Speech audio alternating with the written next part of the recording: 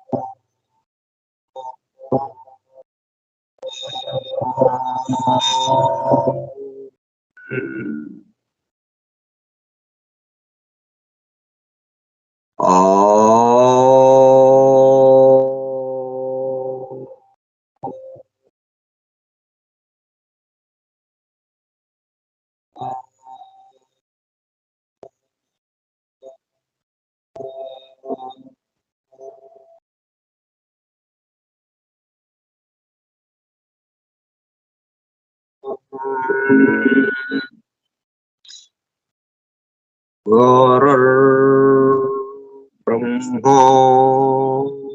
गुरुर्विष्णुः गुरुर्देवो महेश्वरः गुरुः साक्षात् परं ब्रह्म तस्मै श्री गुरवे नमः।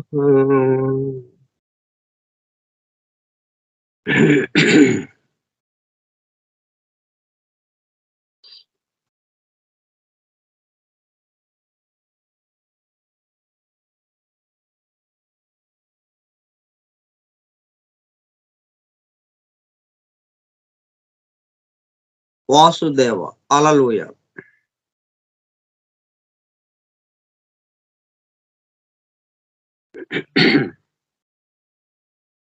మామూలుగా ఆశ్రమాల్లో అందరూ కలిసి తపస్సు చేస్తుంటారు. మనం ఎవరింట్లో వాళ్ళం కూర్చొని తపస్సు చేస్తున్నాం.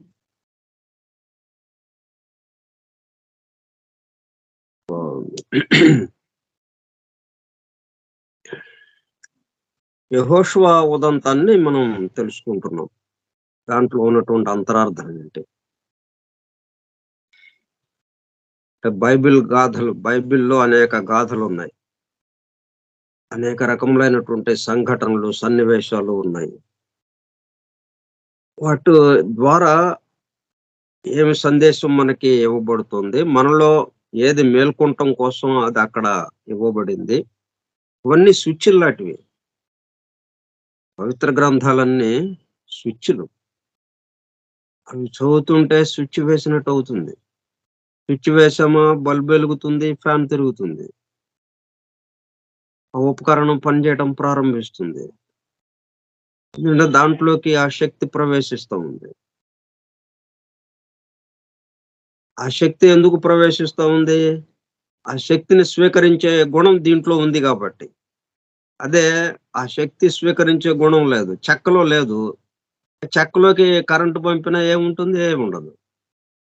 అందుకేగా మనం కరెంట్ షాక్ తగలకుండా చెక్క మీద నిలబడటము, లేతే గ్లోవ్స్ తొడుక్కోవటము చేస్తాం.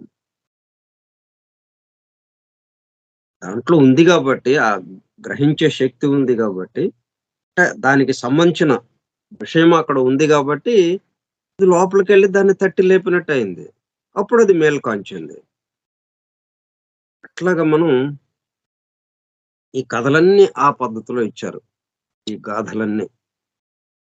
దానికి సంబంధించి తెలుసు. యెహోషువ ఉదంతంలో ఏంటి జరిగిందంటే, యెహోషువ had gone from Gilgal to relieve the besieged city of Gibeon in answer to a call from its citizens. అది నిన్న కొంత చెప్పుకున్నాం. అంటే గిబియోన్ అనే ప్రాంతాన్ని కొంతమంది ఆక్రమించారు. 5గురు రాజులు కలిసి ఆక్రమించారంట. అంటే పంచేంద్రియాలు. 5గురు రాజులంటే పంచేంద్రియాలు ఆక్రమించినాయి. అంటే పంచేంద్రియాల ద్వారా మనం చేయాల్సింది. మనము అని మనం చెప్పుకుంటున్నప్పుడల్లా ఏంటిక్కడ? జీవాత్మ, దేహాత్మ 2 రకాలుగా ఉన్నాయి మనకి. మనము అన్నప్పుడు సామాన్యంగా దేహాత్మకే చెందుతా ఉంది.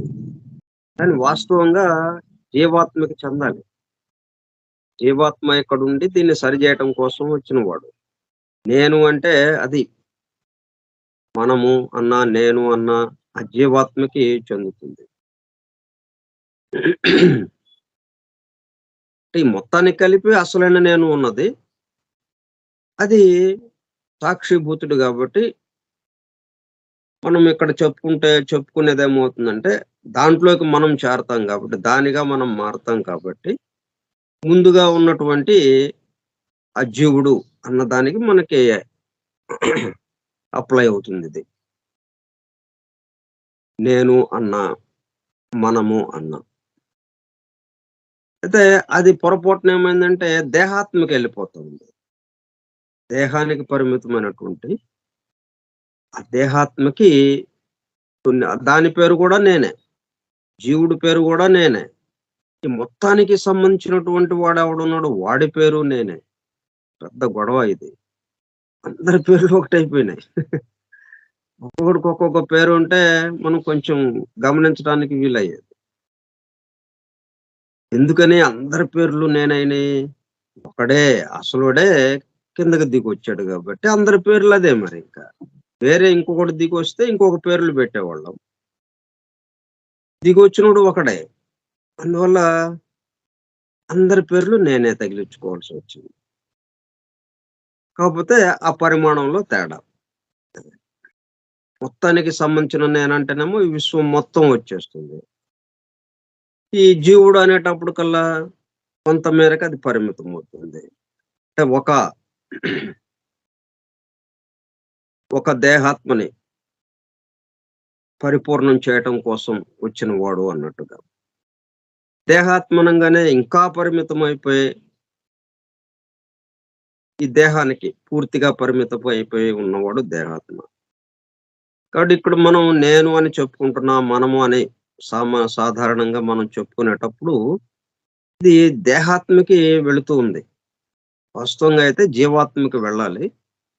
ఈ దేహాత్మకి ముందు అది లాగేస్తా ఉందన్నమాట. నెమ్మదిగా దాన్ని జీవాత్మకేసి మరల్చుతాం. మరల్చినప్పుడు అప్పుడు మనం నేను అంటే జీవాత్మ వచ్చేస్తుంది. అప్పుడు ఈ జీవాత్మ దీన్ని సరిజేసేటప్పుడు కల్లా వీళ్ళిద్దరూ కలిసి ఏమవుతుంది? అసలైన నేనులోకి పెద్ద నేనైతే ఏదైతే ఉందో అఖండమైనటువంటి నేను. ఇవన్నీ ఖండ ప్రజ్ఞలు. చిన్న చిన్న ప్రజ్ఞల్లాగా, చిన్న చిన్న ముక్కల్లాగా ఉంది. మొత్తానికి కలిపిన ఒకే ముక్క ఏదైతే ఉందో ఒకటే ఇదిగా దాంట్లోకెళ్తాం. అప్పుడు నేనే అంటాం. I am that I am. కానీ ఆ నేను అనేటప్పుడు ఈ సమస్తాన్ని ఉద్దేశించి అంటూ ఉంటాం. కాబట్టి ఇప్పుడు ఆ గిబియోన్ ప్రాంతాన్ని ఎంతమంది రాజులు ఆక్రమించారు? 5గురొచ్చారు. అంటే పంచేంద్రియాలకి ప్రతీకగా.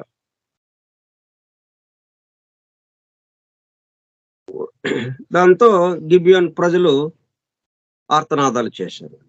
ఆ దగ్గరలో సమీపంలో ఉన్నటువంటి యెహోషువకి కబురు పంపారు. ఆయన గిల్గాల్‌లో ఉన్నాడు ఆ సమయంలో. అప్పుడు had gone from Gilgal to relieve the besieged city of Gibeon. ఆ గిబియోన్ ప్రాంతాన్ని ముట్టడించిన దీని నుంచి విడిపించడం కోసం ఇక్కడికొచ్చాడు. In answer to a call from its citizens.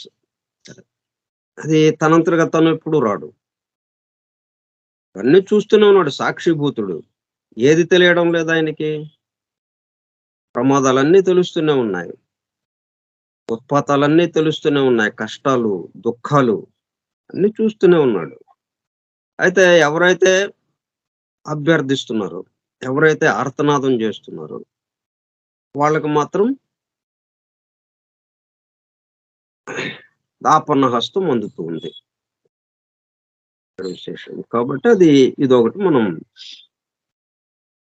గ్రహించాల్సిన విషయం, గమనించాల్సిన విషయం ఇది. In answer to a call, ఇదొక మంత్రం మనకి. From its citizens. After the victory an extraordinary, not to say impossible event is said to have occurred. ఇప్పుడు ఏం జరిగిందనేది మనం యెహోషువ 10వ అధ్యాయంలో ఉంది దీని యొక్క ఉదంతం. దీనికి సంబంధించినటువంటి సన్నివేశం ఏంటి అనేది అది చూద్దాం.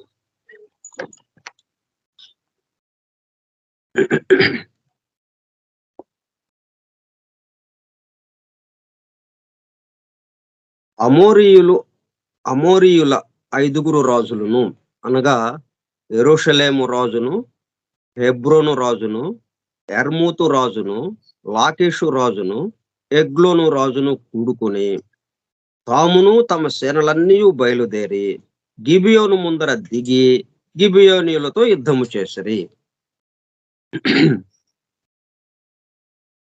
పంచేంద్రియాలు 5 అనేటప్పుడు కల్లా పంచేంద్రియాలు. ఈ పంచేంద్రియాలు తమ స్వాధీనంలోకి తెచ్చుకున్నాయి. మామూలుగా ఏంటి, ఇవి పనిముట్లు. ఆ పనిముట్లతో పనిచేసేవాడి అధీనంలో ఉండాలి. ఏ సమయానికి ఏది పనిముట్టు కావాలంటే ఆ పనిముట్టుతో అతను పని చేసుకుంటూ ఆ పనిని పూర్తి చేయాలి. ఇవి సిద్ధంగా ఉండాలి, రెడీగా. అక్కడ ఏది కావాలంటే అది అందుకునేటప్పుడు కల్లా అది అక్కడ ఉండాలి సిద్ధంగా. స్పానర్ కావాలంటే స్పానర్ అక్కడ రెడీగా ఉండాలి. అలాగే రెంచ్ కావాలంటే, స్క్రూ డ్రైవర్ కావాలంటే, రకరకాల పనిముట్లు ఉన్నాయి. అవన్నీ ఉంటే కానీ ఈ పని పూర్తి అవటానికి కుదరదు. అట్లా పనిముట్లు లాంటివి 5 మనకి ప్రధానమైనవి, మన దేహానికి సంబంధించి మనకు అందింపబడ్డాయి. ఈ 5 పనిముట్లు. అయితే ఈ పనిముట్లు ఏం చేసినా వాళ్ళకి ఇష్టమైతే వస్తున్నారు, లేకపోతే లేదు. ఇప్పుడు ఆ నట్టు ఒకటి బిగించాలి, స్క్రూ డ్రైవర్ కావాలి. చూశాడు స్క్రూ డ్రైవరు, అది ఎక్కడో ఆడుకుంటా ఉంది. రా స్క్రూ డ్రైవర్ కావాలి, ఇది నట్టు బిగించాలి, ఉండవా నేను కాసేపు ఉండాక వస్తాలే, నేను ఆడుకుంటున్నాను ఇక్కడ, ఆట అయిపోయాక నేను కాసేపు అప్పుడు వస్తాలే అని అంటుంది స్క్రూ డ్రైవర్. ఎట్లా ఇది? అట్లా అయిపోయింది మన పరిస్థితి. అట్లా దాడి చేశారు ఈ 5 గిబియోను మీద. గిబియోనులతో యుద్ధం చేసిరి. గిబియోనీయులు మన్యంలో నివసించు అమోరీయుల రాజులందరూ కూడి మా మీదకి దండెత్తి వచ్చి ఉన్నారు గనుక నీ దాసులను చెయ్యి విడువక త్వరగా మా యొద్దకు వచ్చి మాకు సహాయము చేసి మమ్మను రక్షించుమని గిల్గాలులో దిగి ఉన్న పాళెములో యెహోషువకు వర్తమానము పంపగా, అప్పుడు యెహోషువకి వీళ్ళు వర్తమానం పంపారు. అంటే జీవాత్మకి వర్తమానం వెళ్ళింది.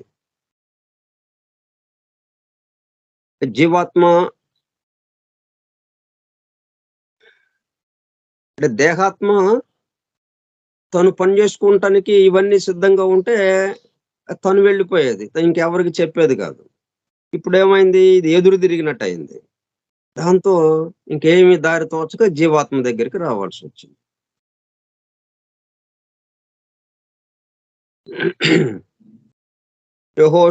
యెహోషువయును అతని యొద్దనున్న యోధులందరూ పరాక్రము గల శూరులందరూ గిల్గాలు నుండి బయలుదేరిరి.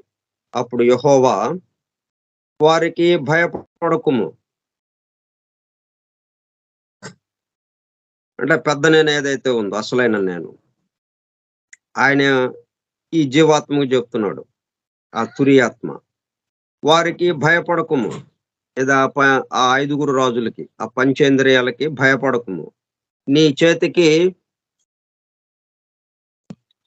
వారిని అప్పగించి ఉన్నాను, వారిలో ఎవడును నీ ఎదుట నిలబడని యెహోషువతో సెలవీయగా, యెహోషువ గిల్గాలు నుండి ఆ రాత్రి అంతయు నడిచి వారి మీద హఠాత్తుగా పడెను. రాత్రి పడ్డాడు. ఎప్పుడు పడ్డాడు? పగలు పడలేదు. రాత్రి. ఎందుకనే? వాళ్ళు విశ్రాంతి తీసుకుంటూ ఆదమర్చి ఉంటారు. ఈ ఆదమర్చిన సమయంలో వెళ్ళి పడ్డాడు. లేకపోతే వాళ్ళని గెలవటం చాలా కష్టం. ఎందుకంటే మనం ఏది చేయాలన్నా ఆ పంచేంద్రియాల ద్వారానే చేయాలి. ఆ పనిముట్లు లేకపోతే మనం ఏం చేయలేం. కాబట్టి వాళ్ళు ఆదమరిచినప్పుడు వచ్చి మీద పడ్డాడు. వారి మీద హఠాత్తుగా పడెను. అప్పుడు యెహోవా ఇశ్రాయేలీయుల ఎదుట వారిని కలవరపరచగా, యెహోషువ గిబియోనునెదుట మహాఘోరముగా వారిని హతము చేసెను. బేత్ హారోనుకు పైకి పోవు మార్గమున అజేకా వరకును, మక్కేదా వరకును యోధులు వారిని తరిమి హతము చేయుచూ వచ్చిరి. మరియు వారు ఇశ్రాయేలీయుల ఎదుట నుండి బేత్ హారోనుకు దిగిపోవు త్రోవను పారిపోవచుండగా, వారు అజేకాకు వచ్చు వరకు యెహోవా ఆకాశము నుండి గొప్ప వడగండ్లను వారి మీద పడవేసెను. గనుక వారు దాని చేత చనిపోయిరి. ఇశ్రాయేలీయులు కత్తివాత చంపిన వారి కంటే ఆ వడగండ్ల చేత చచ్చిన వారు ఎక్కువ మంది అయిరి. ఇది ఒక ప్రాంతంలో కొంతమంది రాజులు, యెహోషువ అన్నాయన, గిబియోన్ ప్రాంతంలో ఉన్నవాళ్ళు, 5గురు రాజులు, వాళ్ళ సైన్యం. ఇదంతా ఒక పెద్ద ప్రాంతం. ఒక దేశానికి సంబంధించో, అదే 2, 3 దేశాల ఒక 4, 5 దేశాలకి సంబంధించు. రాజు అనేటప్పటికల్లా ఒక దేశము. 5గురు రాజులకి 5 దేశాలు. అట్లా చిన్న చిన్న సామంత రాజ్యాలు ఇవన్నీ. ఇట్లా ఒక పెద్ద ప్రాంతంకి ఇట్లా జరిగింది. ఇట్లా జరగడం అంటే ఒక్కసారే గదా జరిగేదిక. అది అయిపోయిందదింక. అట్లా ఎన్ని జరగలేదు? ఎంతమంది రాజులు ఒకళ్ళ మీద ఒకళ్ళు యుద్ధాలు జేసుకొని ఎన్ని చోట్ల జరగలే ఈ భూమి మీద. ఇన్ని యుగాల్లో కోట్ల సంవత్సరాలు మరి జరుగుతూ ఉన్నది. ఈ కోట్ల సంవత్సరాల్లో ఎన్ని సార్లు జరగలేదు మరి? ఎంతమంది అలా యుద్ధాలు చేసుకుంటూ వెళ్ళిపోయారు. మరి ఆ కథలన్నీ దీంట్లో లేవు. ప్రత్యేకంగా ఇదొక్కటి మనకి పవిత్ర గ్రంథంలో అందించారు. ఇక్కడ చాలా జాగ్రత్తగా మనం ఆ కథని దాంట్లో ఉన్న అంతరార్థం ఏంటి అనేది జాగ్రత్తగా మనం ఆలోచించాలి. ఇది ఒక ప్రాంతానికి, కొంతమంది వ్యక్తులకి అది పరిమితం చేయకుండా తత్వాలకి, గుణాలకి, ఇవి సృష్టి ప్రారంభం కాకముందు ఉన్నటువంటి గుణాలు, సృష్టి ప్రారంభమైన తర్వాత, వ్యక్తమైన తర్వాత అది వ్యవహరిస్తున్న తీరుకి మరలా దానికి సరైన బాటలోకి తీసుకురావడానికి, బ్యాలెన్స్ అండ్ హార్మనీ నిలపటానికి జరుగుతున్నటువంటి కార్యక్రమం ఇది. అందువల్ల వీళ్ళని వ్యక్తులుగా ఇట్లా చెప్పకపోతే మనకేంటి, అట్లా తత్వాలుగా చెప్పారనుకోండి మనకర్థం కాదు. అందుకని ఆ తత్వాల్ని ఈ వ్యక్తులుగా మనకు చూపిస్తూ, ఒక నాటకంలాగా మనకి పాత్రలు, పాత్రధారులు ఇలా జరిగింది అని మనకి ఒక కథా రూపంలో మనకందించారు. ఇప్పుడు ఇది వాస్తవంగా జరిగిందా లేదా అని ఆయా ప్రాంతాలు తిరగటం కాదు మనం చేయాల్సింది. ఇక్కడ ఒక సన్నివేశం మనకివ్వబడింది. ఈ సన్నివేశం నుంచి మన అసలైన లక్ష్యం ఏదైతే ఉందో ఆ దైవానుభూతిలోకి వెళ్ళటానికి, అంటే దేహాత్మని జీవాత్మ పరిపూర్ణం చేస్తూ ఇద్దరు కలిసి తురియాత్మలో కలవడం అనేది ఏ కార్యక్రమం అయితే ఉందో ఆ కార్యక్రమానికి ఈ కథని మనము ఉపయోగించుకోవటం ఎలాగా? ఆ పద్ధతిలో గనక మనం ఇది చదువుతూ ఉంటే అప్పుడు దేహాత్మ జీవాత్మలో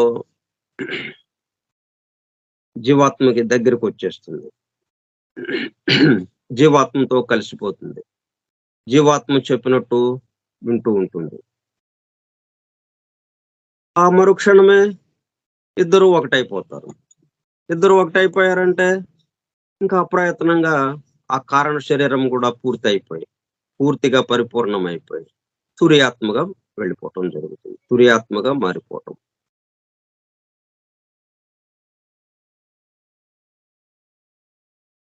ఇవన్నీ తెలియక్కర్లా మనకి. మనం అన్నం తింటున్నాం. అది ఏం జరుగుతుందో మనకేం తెలుసు? కానీ మొత్తం జీర్ణమైపోతా ఉందది. ఎన్ని రకాలున్నాయి. ఆహ్, తిన్న ఆహారంలో ఇన్నిన్ని రకాలున్నాయి. వాటన్నిటిని దేనికి దానికి విడదీసి, ఏ అవయవానికి ఏది కావాలో వాటికి అందించటం. అన్నీ జరిగిపోతా ఉన్నాయి లోపల. మనకి తెలిసి జరుగుతున్నాయా? ఇప్పుడు మనం ఇక్కడ చేయాల్సింది నాలుక మీద ముద్ద పెట్టటం. అట్లాగే మనం ఈ మొత్తానికి సంబంధించిన వాడెవడున్నాడు, వాడికి వాడికేసి తిరగటం. అది. ఇప్పుడు ఈ గిబియోను ప్రజలు ఎలాగైతే యెహోషువకేసి అభ్యర్థించారో అట్లాగా. మిగతా పని జరిగిపోతుంది. ఇంక మిగతాది వీళ్ళేం జేయాల? చూస్తా కూర్చున్నారు. మొత్తం యెహోషువ వచ్చి చేసేసాడు. యెహోవా వచ్చి యెహోష యెహోషతో యెహోషావతో యెహోషువ యె యెహోషువతో చేయించేసాడు యెహోవా. ఇక్కడ జరిగింది.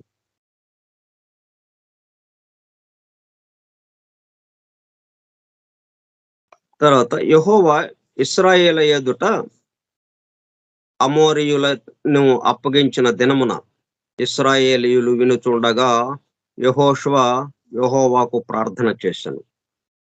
ఇప్పుడు ఆయన చెప్పాడు. ఆ చెప్పిన విషయాన్ని ఇప్పుడు మనం ఇంగ్లీష్‌లో ఈ పుస్తకంలో ఇచ్చింది చదువుదాం. హిడెన్ లైఫ్ అని. Then spake Jehoshua to the Lord in the day when the Lord delivered up the Amorites before the children of Israel. And he said in the sight of Israel, Sun, stand thou still upon Gibeon, and thou, moon, in the valley of Ajalon,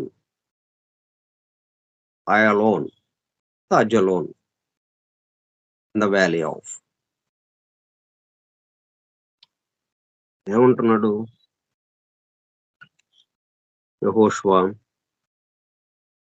యెహోషువ యెహోవాకు ప్రార్థన చేశాను. సూర్యుడా, నీవు గిబియోనులో నిలువుము. చంద్రుడా, నీవు అయాలోను లోయలో నిలువుము. జే వచ్చినప్పుడు yeah పలకటం అనేది ఒకటి ఉంది. అందుకని అయాలోను లోయలో నిలువుము. జనులు తమ శత్రువుల మీద పగ తీర్చుకుని వరకు సూర్యుడు నిలిచెను, చంద్రుడు ఆగెను. అంటే చీకటి లేకుండా అనమాట. చంద్రుడు వచ్చేస్తే చీకటి వచ్చేస్తుంది. మరి సూర్యుడు వెళ్ళిపోవాల్సి వస్తుంది. అందుకనే సూర్యుడు ఆగాడని చంద్రుడు ఆగాడు. ఎందుకు అంట? పగలైతే గాని యుద్ధం చేయటానికి కుదరదు, రాత్రి యుద్ధం చేయటానికి కుదరదు. కాబట్టి పగలు యుద్ధం చేయటానికి, వాళ్ళని హతమార్చడానికి సూర్యుడు అట్లాగా నిలబడి ఉన్నాడంట. సూర్యుడా, నీవు గిబియోనులో నిలువుము.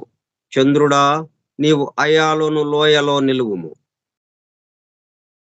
జనులు తమ శత్రువుల మీద పగ తీర్చుకుని వరకు సూర్యుడు నిలిచెను.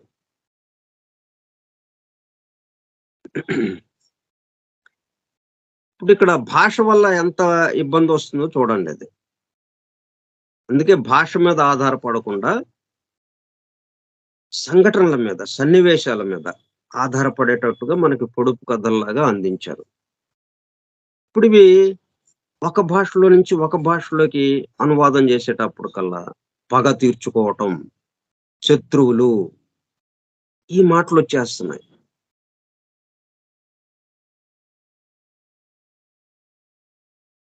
శత్రువులు, పగ తీర్చుకోవటం. శత్రుత్వం ఉంటేనే కదా శత్రువులు ఉండేది మనకి.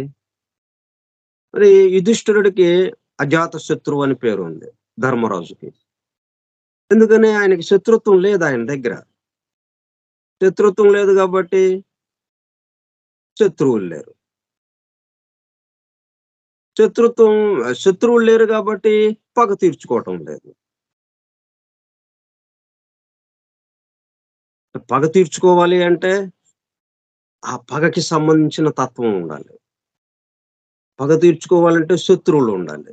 శత్రువులను ఏర్పాటు చేసుకోవాలి. శత్రువులను ఏర్పాటు చేసుకోవాలంటే శత్రుత్వము అనే తత్వం మనలో ఉండాలి. ఇట్లా ఒకదానికొకటి అన్నమాట.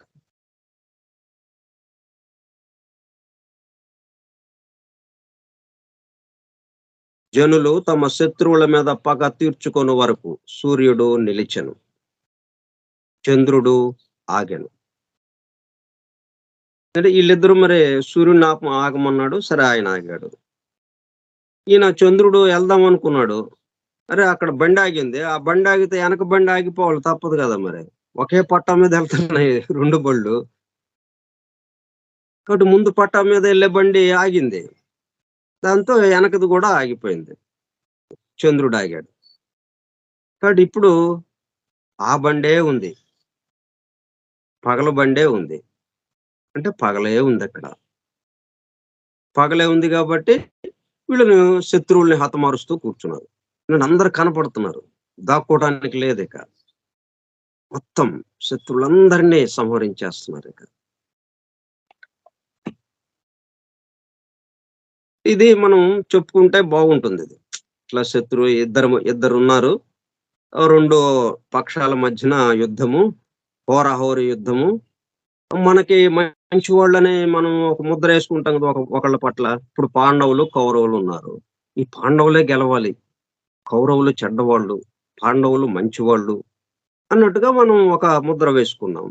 అందువల్ల ఆ హోరాహోరీ యుద్ధంలో వీళ్ళేదన్నా ఓడిపోతుంటే అయ్యయ్యో! అనుకుంటాం. వాళ్ళు ఓడిపోతుంటే ఆ! బాగుంది. బాగా జరిగింది అనుకుంటా ఉంటాం మనం. చూసేటప్పుడు ఉంటాం. కానీ ఈ పవిత్ర గ్రంథాలు ఆ మాదిరిగా ఇవ్వటానికి రాలేదు. ఎవరు శత్రువులు? ఎవరు పగ తీర్చుకోవటం? ఎవరిని సంహరించటం? సంహరిస్తే అయ్యేదా ఇది? అంటే హీబ్రూ భాషలో మొదటగా అందింపబడింది. ఆ హీబ్రూ లోకి అందివ్వటానికి ముందు వాళ్ళకి ఆకాశవాణి ద్వారా అందింది. అలాగా ఆ శబ్దాలు. ఆ అందిన శబ్దాల్ని గ్రంథ రూపం మాటల రూపంలోకి వ్యక్తం చేసేటప్పటికల్లా కొంత మార్పు. ఆ తర్వాత భాషలోకొచ్చేటప్పటికల్లా దాని యొక్క అర్థము కొంచెం మారుతూ ఉంటుంది. అది పరిమితమవుతూ ఉంటుంది. దాని యొక్క అర్థం. అంటే ఇక్కడ మచ్చిక చేసుకోవటం మనకి ఏదైతే మనకి సరిగ్గా సహకరించటం లేదో, ఇప్పుడది సహకరించకపోతే ఇప్పుడు అసలైన లక్ష్యాన్ని మనం చేరలేం. అసలైన లక్ష్యము ఏకత్వ అనుభూతి. ఆ తురియాత్మకి చేరటం. దానికి చేరాలి అంటే ఈ దిగువ స్థాయిలో ఉన్నయి సహకరించాలి మనకి. అవి సహకరించకుండా పూర్తిగా భౌతిక స్థాయికి ఉంటూ, మేము అక్కడికి రావండి. అది ఏముంది ఇక్కడుంటే సుఖము, ఆ ఏకత్వానుభూతి అంటారేంటి? అక్కడేదో సుఖం ఉందంటారేంటి? కాదు ఇక్కడ ఉంది సుఖం. ఈ భౌతిక లోకంలో, ఈ భూలోకంలో ఉంది సుఖమంతా. ఇక్కడ సుఖాలను అనుభవించాలి అని కిందకి లాగుతూ ఉన్నాయివి. కాబట్టి వాటిని నెమ్మదిగా మచ్చిక చేసుకొని, మన అసలైన లక్ష్యం అన్నట్టుగా దాన్ని నెమ్మదిగా జీవాత్మతో చెప్పినట్టు వినేటట్టుగా చేసుకొని, అక్కడి నుంచి తురియాత్మలో కలవటం. ఇది కార్యక్రమం. దీనికి యుద్ధాలు జేస్తే, శత్రువులు నలిపేస్తే, వాళ్ళని దహించి వేస్తే ఎక్కడికెళ్తాయి? అలా నిలబడిపోతాయి. ఇంకా తీవ్రంగా దాడి జేస్తాయి.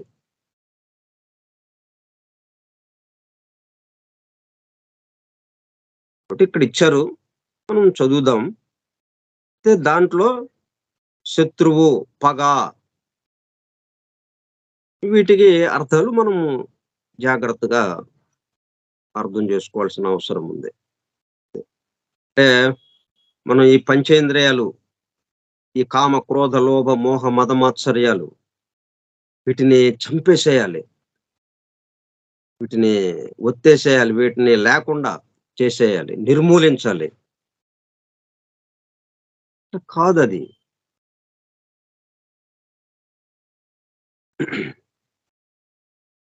సూర్యుడు నిలిచెను, చంద్రుడు ఆగెను అను మాట యాషారు గ్రంథంలో వ్రాయబడి ఉన్నది కదా! సూర్యుడు ఆకాశం మధ్యమున నిలిచి ఇంచుమించు ఒకనాడెల్లా అస్తమింప త్వరపడలేదు. ఒకనాడంతా అస్తమించలేదంట. And he said in the sight of Israel, Lord delivered up the Amorites before the children of Israel.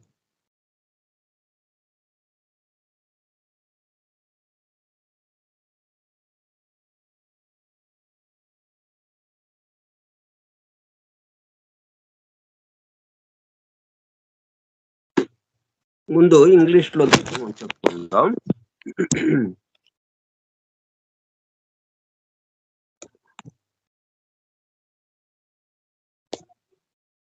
ఇప్పుడు యెహోషువ చెప్తున్నాడు.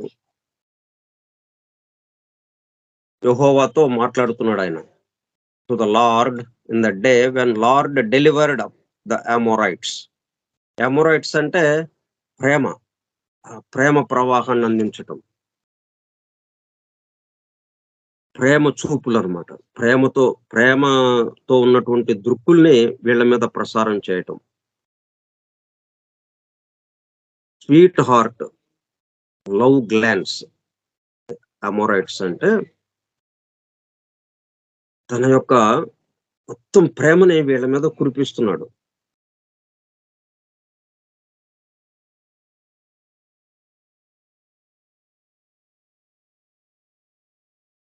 అప్పుడు యెహోషువ లార్డ్‌తో మాట్లాడుతున్నాడు. యెహోవాతో ఆ ప్రేమ దృక్కులతో వీళ్ళ మీద కురిపిస్తున్నటువంటి ప్రేమ దృక్కులతో ఉన్నటువంటి ప్రేమను వర్షింపజేస్తున్నటువంటి ఆ యెహోవాను చూస్తూ యెహోవాతో యెహోషువ మాట్లాడుతున్నాడు. And he said in the sight of Israel, sun stand thou still upon Gibeon, and thou moon in the valley of Ayalon. అంటే ఇప్పుడు సన్ ఎందుకు అవసరమైంది వీళ్ళకి? శత్రువుల మీద పగ తీర్చుకోవటానికి అన్నట్టుగా ఉంది ఇక్కడ. అంటే మనం పక్కదారిలోకి వెళ్ళిపోవటానికి వీలవుతా ఉంది.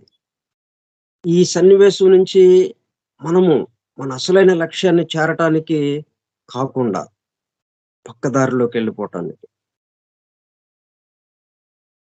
మనకి సన్ను ఎందుకు కావాలి? మన శత్రువుల మీద పగ తీర్చుకోవటానికి కాదది. మామూలైపోతుంది అది. మనం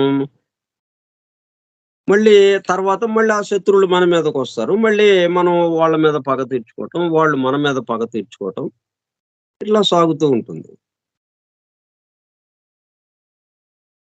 sun stand thou still upon Gibeon, and thou moon in the valley of Ayalon. దానివల్ల ఆయనంటే ఆ లోయలోనే ఆగిపోయాడు. ఆ లోయలో నుంచి పైకి రావాలి ఆయన, చంద్రుడు. ఆయన పైకి రావాలంటే సూర్యుడు దిగిపోవాలి కదా! సూర్యుడు లోయలోకి దిగిపోతే ఈయన ఇటువైపు నుంచి లోయలో నుంచి పైకొస్తాడు. మరి ఆయన ఎళ్ళలేదు. ఈయన ఆగిపోయాడు. 2 ఎక్స్‌ప్రెస్ రైళ్లు బయలుదేరినాయి. ఒక 12 గంటల తేడాతో, కొంత సమయం తేడాతో. ఇదిక్కడ ఆగిపోయింది. ఏదో రిపేర్ వచ్చిందనో, ఏదో మొత్తానికి ఆ స్ ట్రైన్ అక్కడ ఉండాల్సిన అవసరం ఏర్పడింది. ఆగిపోయింది. దాంతో ఆ ట్రైన్ గూడా ముందుకు రానివ్వకుండా దాన్ని ఆపేశారక్కడ. దారి లేదిక్కడ. అది వస్తే వెళ్ళటానికి దారి లేదు. అందువల్ల దాన్ని అక్కడ ఆపేశారు. అట్లా సన్ ఇక్కడ ఆగిపోయేటప్పుడు కల్లా సూర్యుడు, చంద్రుడేమో ఆ లోయలో అక్కడ ఆగిపోయాడు. అయలాన్ లోయలో. And the sun stood still and the moon stayed and the sun stood still. ఇంక కదలకుండా ఆగిపోయాడాయన. పట్టపగలే ఉంది ఇక. మామూలుగా అయితే నెమ్మదిగా మనం సూర్యోదయం నుంచి మిట్ట మధ్యాహ్నానికొస్తాం. మిట్ట మధ్యాహ్నం నుంచి ఎంతసేపు ఉంటుందది? చాలా కొద్ది సమయం. మళ్ళీ వెంటనే పొద్దు వాలిపోతుంటుంది. నెమ్మదిగా సూర్యాస్తమయం అయిపోతుంది. పూర్తిగా వెలుగు వెళ్ళిపోతుంది. చీకటి వచ్చేస్తుంది. కానీ అట్లా లేదు. Sun stood still. మిట్ట మధ్యాహ్నం ప్రకాశిస్తూ ఉన్నాడు. అక్కడ ఆగిపోయాడు. పాజులోకి అన్నట్టుగా అయిపోయింది. సరే, మనం ఇక్కడ ఆగిపోయి మనం మిగతా విషయాలు రేపు చెప్పుకుందాం.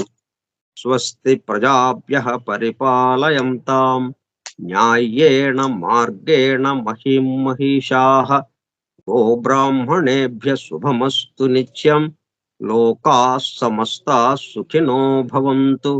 లోకాః సమస్తాః సుఖినో భవంతు. లోకాః సమస్తాః సుఖినో భవంతు. ఓం శాంతి శాంతి శాంతి.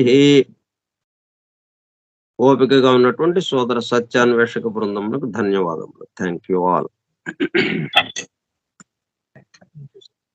Thank you sir.